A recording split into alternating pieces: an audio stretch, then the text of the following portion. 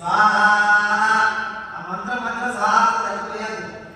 ఐం హ్రీం శ్రీం ఐం హ్రీం సౌం ఓం నమో భగవతే మాతంగీశ్వరి సర్వజన మనోహరి సర్వముఖరంజని హ్రీం హ్రీం శ్రీం సర్వరాజవశంకరి.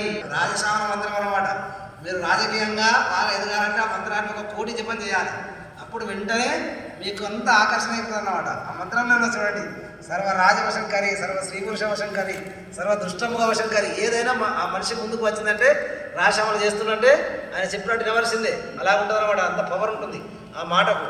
ఒక చంద్రబాబు ఉన్నాడు, ఆయన అలాంటి మంత్రం చెప్పి 100 కోట్ల సార్లు చేపిస్తుంటాడు. కేసీఆర్ ఉన్నాడు, కోట్ల సార్లు చేపిస్తుంటాడు.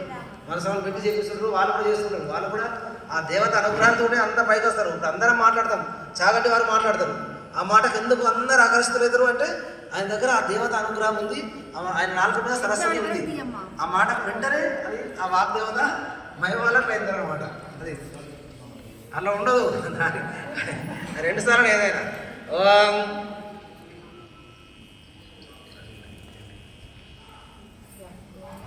ఓం ఐం గ్లౌం ఐం నమో భగవతి